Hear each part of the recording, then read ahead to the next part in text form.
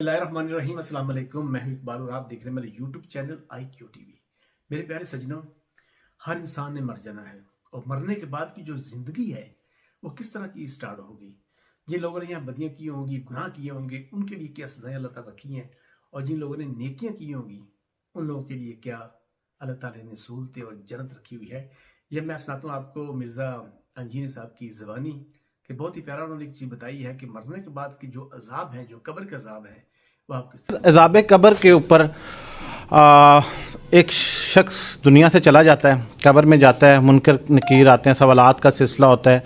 तमाम सुनने वाले इसको यकीनन जानते होंगे। और उसको बिशारत मिल गई जन्नत की या जहन्नुम की। तो सर ये जो क़यामत है, अब जो कब्र का अज़ाब है, उसके आगाज़ होने के पैरामीटर्स फिर क्या हैं कि एक शख्स का तो अभी डिफ़ाइन ही नहीं हुआ। मतलब मैंने क्या गुनाह किए, मेरा हिसाब होना है यौमुल हिसाब पे।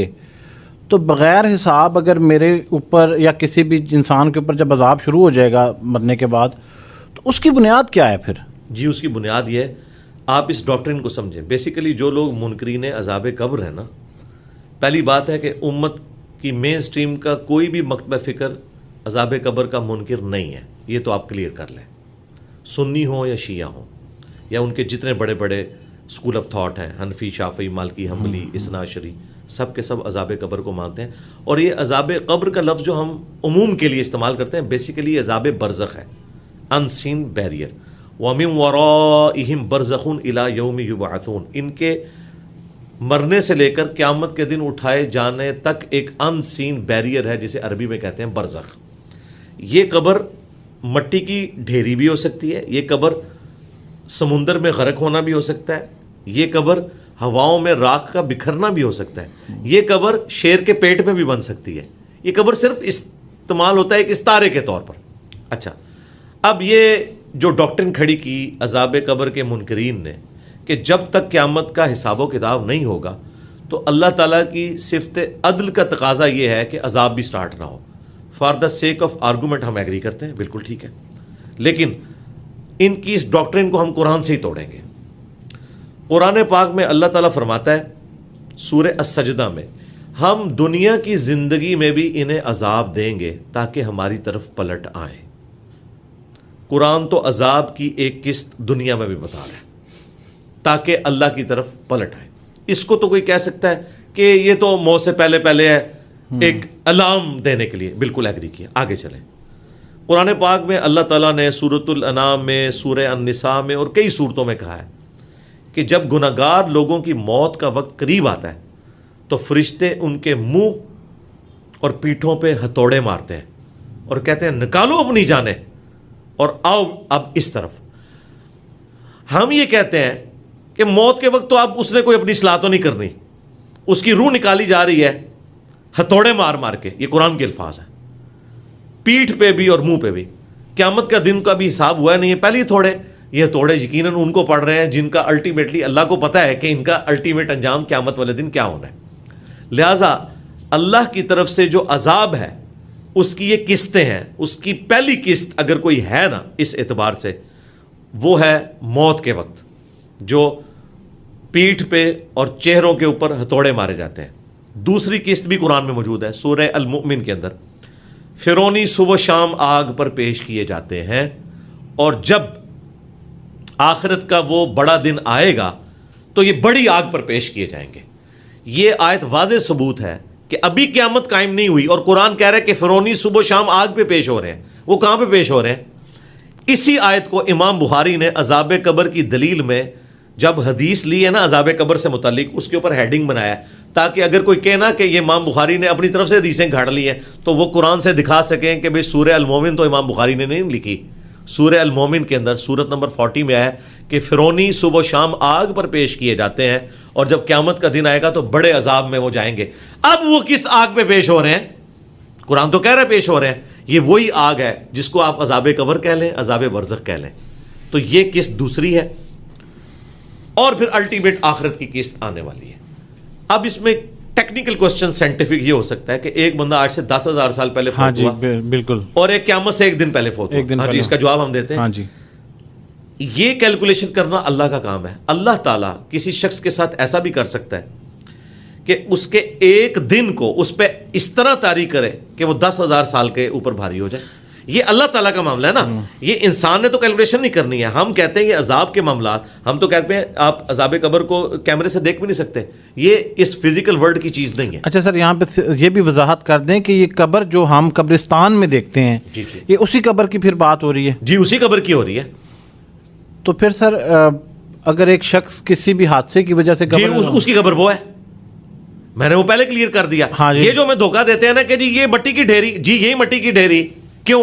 صحیح مسلم حدیث ہے, حضرت عمر بن عاص کی موت کا وقت جب قریب آیا, بڑی لمبی حدیث ہے, 321 نمبر مسلم شریف میں شروع میں گیا, انہوں نے اپنے بیٹے کو نصیحتیں کی. اینڈ پہ انہوں نے کہا کہ جب میں مر جاؤں میری قبر پہ دفنانے کے بعد اتنی دیر بیٹھے رہنا جتنی دیر ایک اونٹ کو نہر کر کے اس کا گوشت تقسیم کیا جاتا ہے, تاکہ میں اپنے رب کے آئے ہوئے فرشتوں کو جوابات دوں اور مجھے استقامت ہو. صحابہ کرام کا یہ عقیدہ تھا کہ اسی قبر میں عذاب ہوتا ہے. اچھا وہ آپ دیکھ نہیں سکتے, وہ تو آیا کہ قرآن کی مجلس کو فرشتوں نے ڈھانپا ہوا ہے, ہم بھی یہاں قرآن کی بات کریں, کدھر ہیں فرشتے, ہمیں نظر نہیں آئیں گے. یہ فزیکل ورلڈ کی چیز نہیں ہے, عذاب قبر فزیکل ورلڈ کی چیز نہیں ہے. پتھر کے اندر آگ موجود ہوتی ہے لیکن آپ کو نظر تو نہیں آتی, وہ تو آپ رگڑتے ہیں تو باہر نکلتی ہے نا. یہ چھوڑ دیں, یہ اس فزیکل ورلڈ کی چیز ہی نہیں. لہذا یہ ڈیمانڈ کرنا کہ یہی مٹی کی ڈھیری ہے, کوئی بھی ہو, قرآن میں تو یہ ہے نا کہ انسان مرتا ہے اور اسے قبر دی جاتی ہے. حالانکہ اللہ کو پتا تھا کہ ہر بندے کو قبر نہیں ملتی, یہ عموماً بات ہو رہی ہے. اسی طریقے سے صحابہ کرام علیہم رضوان تابعین کو رومن امپائر کی بیٹل فیلڈز میں آگ کے کڑاؤں کے اندر جلایا گیا, وہ روسٹ ہو گئے ہیں, ان کے لیے وہی قبر بن گئی ہے. یہ تو اللہ تعالیٰ کا معاملہ ہے.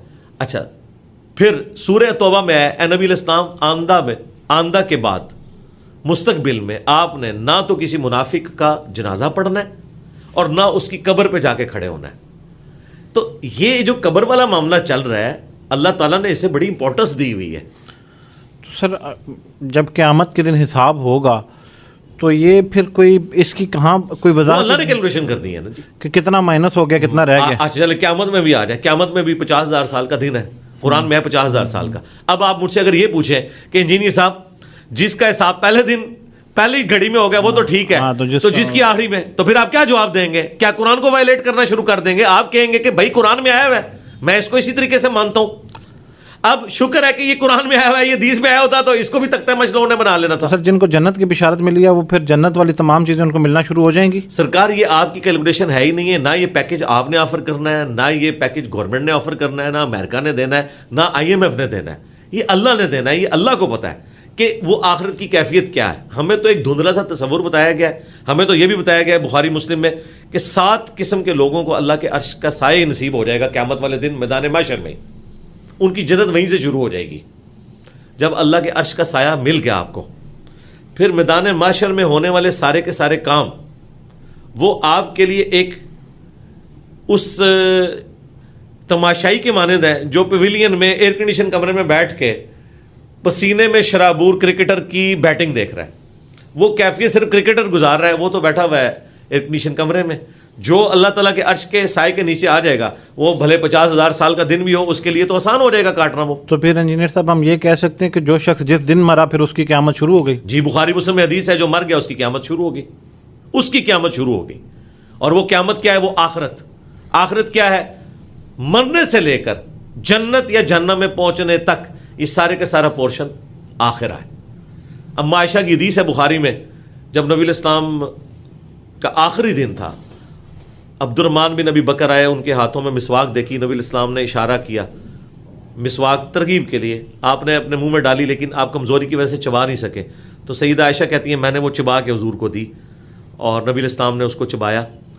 اور اما عائشہ کہتی ہیں میری خوش قسمتی ہے کہ اللہ تعالیٰ نے میرے تھوک کو اور نبی علیہ السلام کے تھوک کو اکٹھا کر دیا. جب آپ نے چبایا اور مجھے دی تو آپ کا لعاب دان میرے منہ میں آیا, اور جب میں نے چبا کے حضور کو واپس کی تو میرا لعاب حضور کے منہ میں گیا. یہ وہ اپنے لیے فخر کی بات کرتی تھی. وہ کہتی ہیں کہ رسول اللہ صلی اللہ علیہ وآلہ وسلم کے تھوک مبارک اور میرے تھوک کو اللہ تعالیٰ نے اس دن جمع کر دیا ایک جگہ, جو رسول اللہ کی دنیا کی زندگی کا آخری دن اور آخرت کی زندگی کا پہلا دن تھا. اما عائشہ کے الفاظ ہے بخاری میں کہ جس دن حضور فوت ہوئے نا, وہ نبی علیہ السلام کی آخرت کا پہلا دن تھا. مرتے ہی آخرت شروع ہوگی اس بندے کی. تو پھر سر عالم برزخ میں جو روحیں جائیں گی اور پھر وہ دوبارہ واپس پھونکی جائیں گی اور پھر وہ کھڑی ہو کے امتحان دیں گی. جی جی تو اس کے درمیان میں پھر یہ پروسیس جو آپ بتا رہے ہیں وہ علیین سجین وہ سارے کے سارے معاملات ہیں. فی الوقت میرے بھائی ہمیں اس سے کوئی غرض نہیں ہے. نبی علیہ السلام نے فرمایا میں اور قیامت اس طرح ساتھ بھیجے گئے ہیں جس طرح یہ 2 انگلیاں. صحیح مسلم میں. اب آپ مجھے کہیں کہ جی صاحب یہ والی 2 انگلیاں حضور نے جوڑی تھیں, یہ والی جوڑی تھیں یا یہ والی جوڑی تھیں. یار نبی علیہ السلام انگلیاں اس لیے نہیں جوڑ رہے تھے کہ آپ یہ بتائیں کہ جوڑی کون سی 2 تھی. وہ اس بات کی تھیم کو بتا رہے تھے. تھیم یہ ہے کہ مرنے سے پہلے آخرت کی تیاری کریں. آپ نے اللہ کو منہ دکھانا ہے, جو اس کے پیغمبر کی تعلیمات ہیں آپ اسے فالو کریں, یہ ہے تھیم. باقی جو آخرت کے معاملات ہیں وہ ہم آپ کو ٹائنیز ڈیٹیل تک خود سے گھاڑ کے نہیں بتائیں گے. میرا مسئلہ یہ ہے کہ میں اتنی بات کرتا ہوں جتنی بکش بات ہے, اس کے بعد میں معاملہ اللہ کے سپرد کرتا ہوں, کیونکہ ہمیں اجازت نہیں ہے کہ ہم اس میں تب آزمائی کریں. کئی اسکالرز ہیں جو کرتے ہیں اور لوگ کہتے ہیں دیکھو جی انہوں نے بڑا پوائنٹ بتایا. پوائنٹ کہاں سے بتایا؟ خود بیٹھ کے گھڑا. وہ تو شاعر آپ سے بہتر گھاڑ لیتا ہے, اور سب سے بہتر تو ہالی ووڈ والے گھڑتے ہیں, کیا کچھ نہیں دکھا دیتے. لیکن کیا یہ سپورٹیو ہے؟ قرآن و سنت سے سپورٹڈ ہے یہ؟ تو نہیں. ہم نے تو جو بات کرنی ہے جتنی آئی ہے ہم بتائیں گے کہ یہ ہے. اللہ تعالیٰ اس دنیا میں بھی آپ کو اتنی بڑی چیز دکھاتا ہے. جون جولائی کی گرمیوں میں اگر ملیریا کسی کو ہوا ہو, ٹائیفائڈ, اسے آپ 3 رضائیاں بھی اڑا دینا اسے ٹھنڈ لگتی. ادھر بیٹھے بندوں کو گرمی لگ رہی ہوتی ہے. ایک ہی جگہ پہ 2 مختلف بندوں کے اوپر 2 حالتیں طاری ہوئی ہوئی ہیں. کافر بھی یہ مذاق اڑاتے ہیں. پتہ ہے آپ کو کافر کیا کہتے تھے؟ قرآن میں آیا کہ دوزخ میں ہے 19 فرشتے, تو وہ ٹھٹا اڑاتے تھے. وہ کہتے تھے 19 ہیں. ایک کہتا تھا میں پلوان ہوں, 10 تو میں دیکھ لوں گا. دوسرا کہتا تھا باقی 9 میں سنبھال لاں گا. اب مجھے بتائیں اس طرح قرآن کا مذاق اڑانا مشرکین عرب, بھئی وہ 19 پلوان نہیں ہے, 19 فرشتے ہیں. وہ تو ایک فرشتہ بھی ہو, ایک بھی نہ ہو. اللہ تعالیٰ نے کہا کہ میں نے 19 کا عدد ان کے لیے فتنہ بنا دیا. وہ فتنہ ایسا بنا, اس وقت کافروں کے لیے بنا. آج تک لوگ 19 کی کیلکولیشن کر رہے ہیں, جی بسم اللہ کے 19 حروف ہیں, ٹھیک ہے ہوں گے, اور پوری پوری 19 کے اوپر کتابیں لکھ دی ہیں لوگوں نے, ٹھیک ہے. تو یہ 19 کا عدد ایک فتنہ ان لوگوں کے لیے بنا. اس زمانے میں انہوں نے یہ باتیں کرنی شروع کر دی. اچھا پھر یہ بھی باتیں کرتے تھے کہ قرآن میں آیا نا کہ ہم ان کو بھی اور ان کے معبودوں کو بھی جہنم میں پھینکیں گے. تو پتہ کیا کہا مشرکین عرب نے؟ انہوں نے کہا ٹھیک ہے پھر جیزس کرائسٹ بھی جہنم میں جائیں گے, کیونکہ عیسائی ان کو پوجتے ہیں, کرسچنز. اب اس کا جواب پھر اللہ کو قرآن میں دینا پڑا. اللہ نے فرمایا سورہ زخرف میں کہ عیسیٰ ابن مریم کی جو مثال انہوں نے بیان کی ہے نا, تو صرف یہ جو ہے وہ ایک جھگڑا کرنے کے لیے کر رہے ہیں. وہ تو اللہ کے نیک بندے تھے, ان کا کیا لینا دینا اس شرک کے ساتھ جو لوگوں نے ان کی طرف منسوب کیا. اللہ کو بھی ریبٹل کرنا پڑا ہے, ریپلائی ٹو کرنا پڑا ہے. حالانکہ اللہ کی بات پرفیکٹ تھی. ہمیں یہ اللہ تعالیٰ ریپلائی نہ بھی کرتا نا, تب بھی ہم نے لوگوں سے کہنا تھا کہ اگر قرآن میں آیا نا کہ ان کے جھوٹے معبود بھی جہنم میں جائیں گے, یعنی بت بھی, اور وہ بت جہنم میں اس لیے نہیں جا رہے کہ بتوں کو عذاب ہو رہا ہے. بتوں کا کیا قصور ہے؟ صرف ان کی حسرت میں اضافہ کرنے کے لیے کہ ہم انہیں پوچھتے تھے یہ بھی ہمارے ساتھ جہنم میں ہے. تو عیسیٰ ابن مریم تو نہیں جائیں گے نا. لیکن اللہ نے پھر بھی جواب دیا کہ عیسیٰ ابن مریم کیوں جائیں گے بھائی, وہ تو اللہ تعالیٰ کے ایک چنے ہوئے بندے ہیں, مقرب بندے ہیں. تو یہ جو لوگ پخے چھوڑتے ہیں نا, اس کا جواب اسی لیے تو اتنی موٹی کتاب ہے. ورنہ تو اللہ تو ایک بات ایک صفحے میں بھی کر سکتا تھا. اللہ کو بھی سینکڑوں صفحے چاہیے بات کرنے کے لیے. کیوں؟ کیونکہ شیطان نے اتنے اپنے ایجنٹ چھوڑے ہوئے ہیں اور اپنی ایسی غلط تعلیمات پھیلا دی ہیں, انہیں ریبٹل کرنا پڑتا ہے. تو جناب آپ نے سنا انجینئر صاحب کی گفتگو کہ انہوں نے کس طریقے کے ساتھ انہوں نے آپ کو سمجھایا ہے کہ قیامت کے بعد یعنی قیامت آنے سے پہلے انسان کا جو غلط انسانات ہوتے ہیں, جو گناہ گار ہوتے ہیں, ان کو کیا عذاب ملے گا, وہ جو اچھے ہوتے ہیں ان کو کیا ملے گا. یہ آپ نے ان کی زبانی سن لیا ہے. تو ملیں گے انشاءاللہ.